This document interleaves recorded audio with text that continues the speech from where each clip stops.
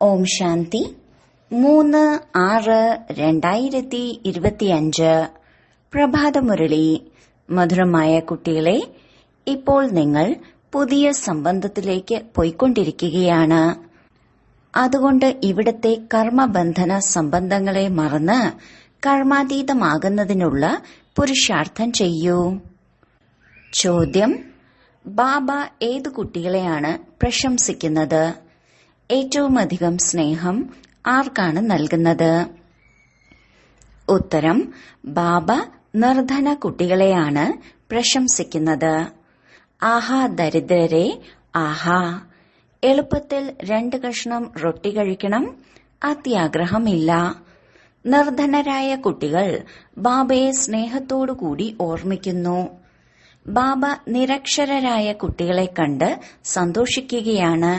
എന്തുകൊണ്ടെന്നാൽ അവർക്ക് പഠിച്ചത് മറക്കുന്നതിനുള്ള പ്രയത്നം ചെയ്യേണ്ടതില്ല. ഓം ശാന്തി. ഇപ്പോൾ ബാബയ്ക്ക് ദിവസവും കുട്ടികളോട് സ്വയം ആത്മാവാണെന്ന് മനസ്സിലാക്കൂ എന്ന് പറയേണ്ടതിന്റെ ആവശ്യം വരുന്നില്ല. ആത്മാഭിമാനിയായി ഭവിക്കൂ അഥവാ ദേഹി അഭിമാനിയായി ഭവിക്കൂ, വാക്ക് ഒന്നു തന്നെയല്ലേ? ബാബ പറയുകയാണ്, സ്വയം ആത്മാവാണെന്ന് മനസ്സിലാക്കൂ. ആത്മാവിൽ തന്നെയാണ് 84 ജന്മത്തിന്റെ പാർട്ടടങ്ങിയിരിക്കുന്നത്. ഒരു ശരീരമെടുത്തു, പാർട്ടഭിനയിച്ചു, പിന്നീട് ശരീരം നശിക്കുന്നു. ആത്മാവാണെങ്കിൽ അവിനാശിയാണ്. നിങ്ങൾ കുട്ടികൾക്ക് ഈ ജ്ഞാനം ഇപ്പോഴാണ് ലഭിച്ചിരിക്കുന്നത്. മറ്റാർക്കും ഈ കാര്യങ്ങളെക്കുറിച്ച് അറിയുകയില്ല. ബാബ ഇപ്പോൾ പറയുന്നു, എത്ര സാധിക്കുമോ ബാബയെ ഓർമ്മിക്കുന്നതിന്റെ പരിശ്രമം ചെയ്യൂ. ജോലിയിലെല്ലാം മുഴുകുന്നതിലൂടെ ഇത്രയും ഓർമ്മ ഉണ്ടായിരിക്കുകയില്ല. ഗൃഹസ്ഥ വ്യവഹാരത്തിൽ കഴിഞ്ഞുകൊണ്ടും കമലപുഷ്പ സമാനം പവിത്രമാകണം. പിന്നീട് എത്ര സാധിക്കുമോ എന്നെ ഓർമ്മിക്കൂ. ഞങ്ങളെ തപസ്സിൽ ഇരുത്തണം, ഇങ്ങനെയല്ല. തപസ്യ എന്ന അക്ഷരം തന്നെ തെറ്റാണ്. വാസ്തവത്തിൽ ഓർമ്മയാണ്. എവിടെ വേണമെങ്കിലും ഇരുന്നോളൂ, ബാബയെ ഓർമ്മിക്കൂ. മായയുടെ കൊടുങ്കാറ്റ് വളരെയധികം വരും. ഓരോരുത്തർക്കും എന്തെല്ലാം ഓർമ്മകളാണ് വരുന്നത്. തീർച്ചയായും കൊടുങ്കാറ്റ് വരും. ആ സമയം പിന്നീടത് വരാതിരിക്കാൻ അതിനെ ഇല്ലാതാക്കേണ്ടി വരും. ഇവിടെ ഇരിക്കെ മായ വളരെയധികം ബുദ്ധിമുട്ടിച്ചുകൊണ്ടിരിക്കും. ഇത് യുദ്ധമാണ്. എത്രത്തോളം ഭാരരഹിതമാകുന്നുവോ അത്രത്തോളം ബന്ധനം കുറയും. ആദ്യം ആത്മാവ് നിർബന്ധനമാണ്. എപ്പോൾ ജന്മമെടുക്കുന്നുവോ മാതാപിതാവിലേക്ക് ബുദ്ധി പോകുന്നു. പിന്നീട് പത്നിയെ ദത്തെടുക്കുന്നു. ഏതു വസ്തുവാണോ മുന്നിലില്ലാതിരുന്നത് അത് മുന്നിൽ വരുന്നു.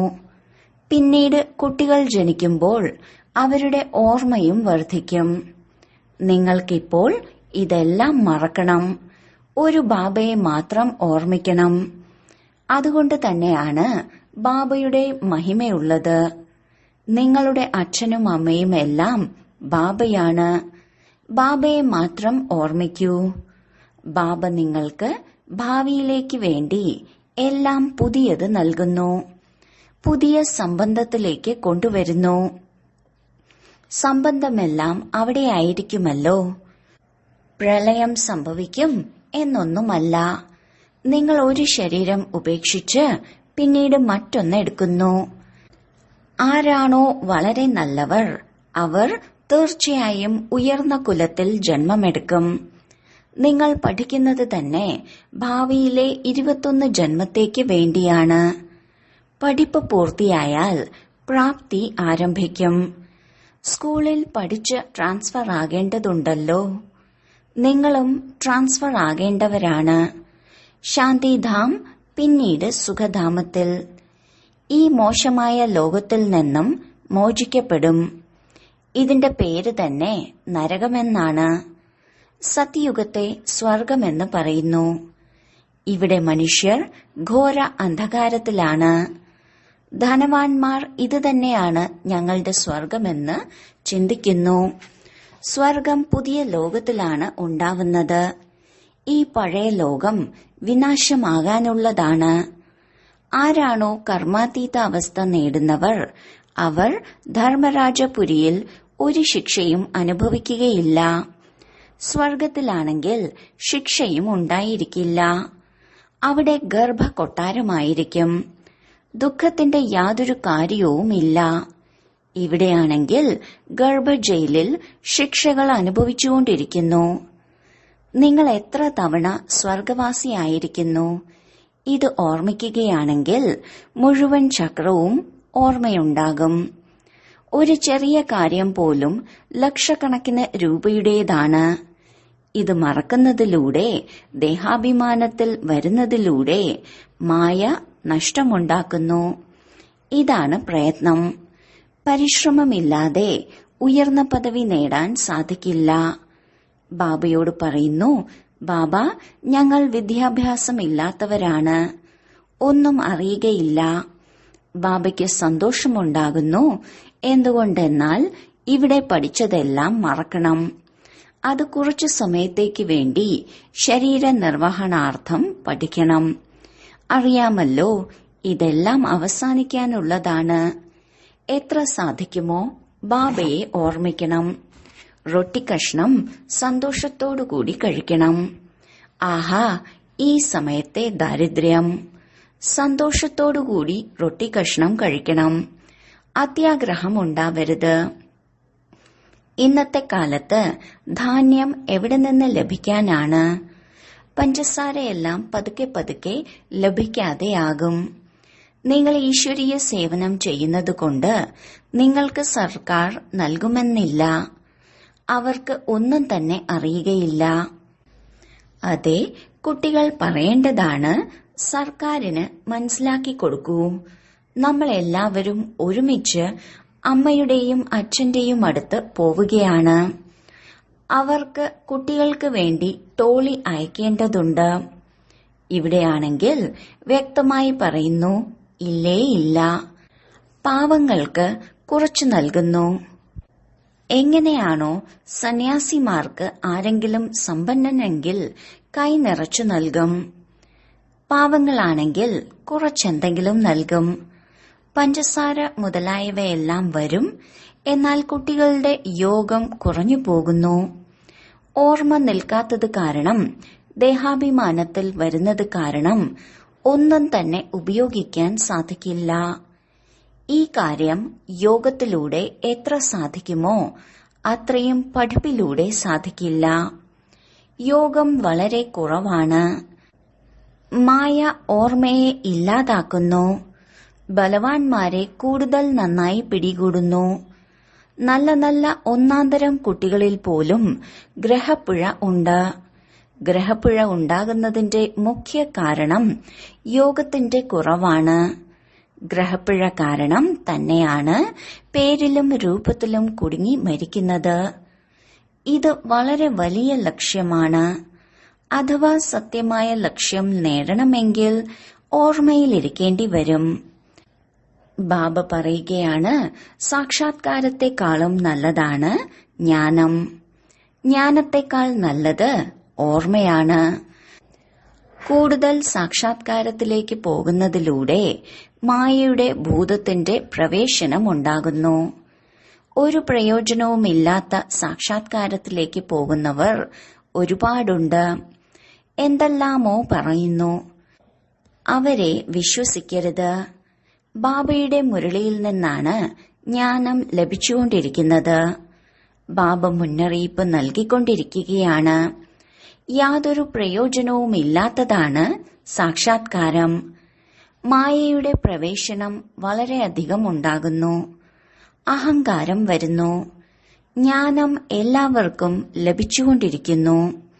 ജ്ഞാനം നൽകുന്നത് ശിവബാബയാണ്. മമ്മയ്ക്ക് പോലും ഇവിടെ നിന്നല്ലേ ജ്ഞാനം ലഭിച്ചിരിക്കുന്നത്. മമ്മയോടും പറയും, മന്മന ഭവ. ബാബയെ ഓർമ്മിക്കൂ. ദൈവിക ഗുണം ധാരണ ചെയ്യൂ. സ്വയം നോക്കണം, നമ്മൾ ദൈവിക ഗുണം ധാരണ ചെയ്യുന്നുണ്ടോ? ഇവിടെ നിന്ന് തന്നെ ദൈവിക ഗുണം ധാരണ ചെയ്യണം. ചിലരെ നോക്കൂ, ഇപ്പോൾ ഫസ്റ്റ് ക്ലാസ് അവസ്ഥയാണ്. സന്തോഷത്തോടുകൂടി ജോലി ചെയ്യുന്നു. മണിക്കൂറുകൾക്ക് ശേഷം ക്രോധത്തിന്റെ ഭൂതം വന്നു. മുഴുവൻ സമ്പത്തും ഇല്ലാതെയായി. ഇപ്പോൾ സമ്പാദ്യം, ഇപ്പോൾ നഷ്ടം. മുഴുവൻ ആധാരവും ഓർമ്മയിൽ തന്നെയാണുള്ളത്. ജ്ഞാനമെല്ലാം വളരെ സഹജമാണ്. ചെറിയ കുട്ടി പോലും മനസ്സിലാക്കും. എന്നാൽ ഞാൻ ആരാണ്, എങ്ങനെയാണ് യഥാർത്ഥ രീതിയിൽ അറിയണം.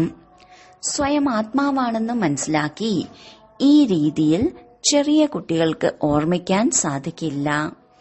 മരിക്കുന്ന സമയത്ത് മനുഷ്യരോട് ഭഗവാനെ ഓർമ്മിക്കൂ എന്ന് പറയാറുണ്ട്. എന്നാൽ ഓർമ്മിക്കാൻ കഴിയില്ല. എന്തുകൊണ്ടെന്നാൽ യഥാർത്ഥത്തിൽ ആരും അറിയുന്നില്ല. ആർക്കും തിരിച്ചു പോകാൻ സാധിക്കില്ല. വികർമ്മം വിനാശമാകുന്നുമില്ല. ഇന്നത്തെ തമോപ്രധാന ബുദ്ധിക്ക് എങ്ങനെ അറിയാൻ സാധിക്കും? ബാബ പറയുന്നു, ഈ ലക്ഷ്മി നാരായണനും അറിയുകയില്ല. രാജാവും റാണിയും പോലും അറിയുന്നില്ല. പിന്നെങ്ങനെ പ്രജകൾ അറിയും? ആർക്കും തന്നെ അറിയുകയില്ല. ഇപ്പോൾ കേവലം നിങ്ങൾ കുട്ടികൾക്ക് മാത്രമേ അറിയൂ. നിങ്ങളിലും ചിലരുണ്ട്, അവർ യഥാർത്ഥ രീതിയിൽ അറിയുന്നു. പറയുന്നു, ബാബ ഇടയ്ക്കിടയ്ക്ക് മറന്നുപോകുന്നു. ബാബ പറയുകയാണ്, എവിടേക്ക് വേണമെങ്കിലും പോയിക്കോളൂ, കേവലം ബാബയെ ഓർമ്മിക്കൂ. വളരെ വലിയ സമ്പത്താണ്. നിങ്ങൾ 21 ജന്മത്തേക്ക് നിരോഗിയായി മാറുന്നു. ഇങ്ങനെയുള്ള ബാബയെ അന്തർമുഖിയായി ഓർമ്മിക്കണമല്ലോ. എന്നാൽ മായ മറപ്പിച്ച് കൊടുങ്കാറ്റിൽ പെടുത്തുന്നു. ഇതിൽ അന്തർമുഖിയായി വിചാരസാഗര മന്ഥനം ചെയ്യണം. വിചാരസാഗര മന്ഥനം ചെയ്യുന്ന കാര്യവും ഇപ്പോഴത്തേതാണ്. ഇത് പുരുഷോത്തമനാകുന്നതിനുള്ള സംഗമയുഗമാണ്. ഇതും അത്ഭുതമാണ്. നിങ്ങൾ കുട്ടികൾ കാണുന്നുണ്ട്, ഒരേ വീട്ടിൽ തന്നെ നിങ്ങൾ സംഗമയുഗിയാണ്. ജീവിത പങ്കാളി അല്ലെങ്കിൽ കുട്ടികൾ മുതലായവർ കലിയുഗികളാണ്. എത്ര വ്യത്യാസമാണ്! ഏറ്റവും വിശേഷ കാര്യമാണ് ബാബ മനസ്സിലാക്കി തരുന്നത്. വീട്ടിലിരുന്നും നമ്മൾ പുഷ്പമായി മാറുന്നതിനു വേണ്ടി പുരുഷാർത്ഥം ചെയ്തുകൊണ്ടിരിക്കുകയാണ് എന്ന് ബുദ്ധിയിൽ ഉണ്ടായിരിക്കണം. ഇത് അനുഭവത്തിന്റെ കാര്യമാണ്. പ്രാക്ടിക്കലായി പരിശ്രമം ചെയ്യണം. ഓർമ്മയിൽ തന്നെയാണ് പരിശ്രമമുള്ളത്. ഒരു വീട്ടിൽ തന്നെ ഒരാൾ ഹംസമാണെങ്കിൽ അടുത്തയാൾ കൊറ്റിയായിരിക്കും. പിന്നീട് ചിലർ വളരെ ഒന്നാന്തരമാകുന്നു. ഒരിക്കലും വികാരത്തിന്റെ ചിന്ത പോലും വരുന്നില്ല. ഒരുമിച്ചിരുന്നും പവിത്രമായി ജീവിക്കുന്നു. ധൈര്യം കാണിക്കുകയാണെങ്കിൽ അവർക്ക് വളരെ ഉയർന്ന പദവി ലഭിക്കും. ഇങ്ങനെയും കുട്ടികളുണ്ടല്ലോ. പലരെയും നോക്കൂ, വികാരത്തിനു വേണ്ടി എത്ര അടിയും വഴക്കും ഉണ്ടാക്കുന്നു. സങ്കല്പത്തിൽ പോലും അപവിത്രമാകുന്നതിന്റെ ചിന്ത വരാത്ത തരത്തിലുള്ള അവസ്ഥയുണ്ടാവണം. ബാബ പല പ്രകാരത്തിലുള്ള അഭിപ്രായം നൽകിക്കൊണ്ടിരിക്കുന്നു.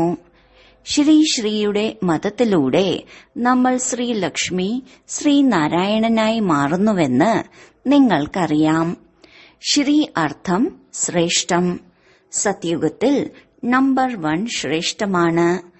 ത്രേതായുഗത്തിൽ 2 ഡിഗ്രി കുറയുന്നു.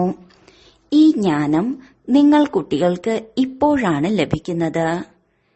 ഇത് ഈശ്വരീയ സഭയിലെ നിയമമാണ്.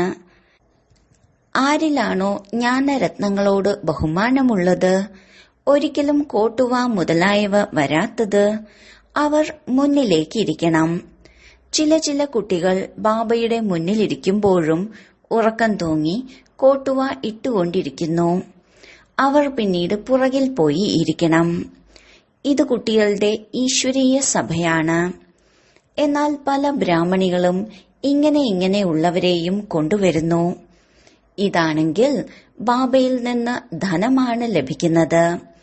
ഓരോ വാക്കും ലക്ഷക്കണക്കിന് രൂപയുടേതാണ്. ജ്ഞാനം ലഭിക്കുന്നത് സംഗമത്തിലാണെന്ന് നിങ്ങൾക്കറിയാം. ബാബ ഞങ്ങൾ പരിധിയില്ലാത്ത സമ്പത്തെടുക്കുന്നതിന് വീണ്ടും വന്നിരിക്കുകയാണെന്ന് നിങ്ങൾ പറയുന്നു. മധുരമധുരമായ കുട്ടികൾക്ക് ബാബ വീണ്ടും വീണ്ടും മനസ്സിലാക്കി തരികയാണ്, ഇത് മോശമായ ലോകമാണ്. നിങ്ങളുടേത് പരിധിയില്ലാത്ത വൈരാഗ്യമാണ്. ബാബ പറയുകയാണ്, ഈ ലോകത്തിൽ നിങ്ങൾ എന്തെല്ലാം കാണുന്നുണ്ടോ അതൊന്നും നാളെ ഉണ്ടായിരിക്കില്ല. അവിടെ സ്വർഗത്തിൽ അവർക്ക് പഴയ വസ്തുക്കളെ കാണേണ്ട ആവശ്യം തന്നെ ഇല്ല. ഇവിടെയാണെങ്കിൽ പഴയ വസ്തുക്കൾക്ക് വളരെയധികം മൂല്യമുണ്ട്. വാസ്തവത്തിൽ ഒരു ബാബയ്ക്കല്ലാതെ മറ്റൊരു വസ്തുവിനും യാതൊരു മൂല്യവുമില്ല. ബാബ പറയുകയാണ്, ഞാൻ വരുന്നില്ല എങ്കിൽ നിങ്ങൾ എങ്ങനെ രാജ്യഭാഗ്യം നേടും? ആർക്കാണോ അറിയുന്നത് അവർ തന്നെയാണ് വന്ന് ബാബയിൽ നിന്ന് സമ്പത്തെടുക്കുന്നത്. അതുകൊണ്ട് കോടിയിൽ ചിലരെന്ന് പറയുന്നു. ഒരു കാര്യത്തിലും സംശയം വരരുത്. ഭോഗം മുതലായവയുടെയും ആചാരമുണ്ട്.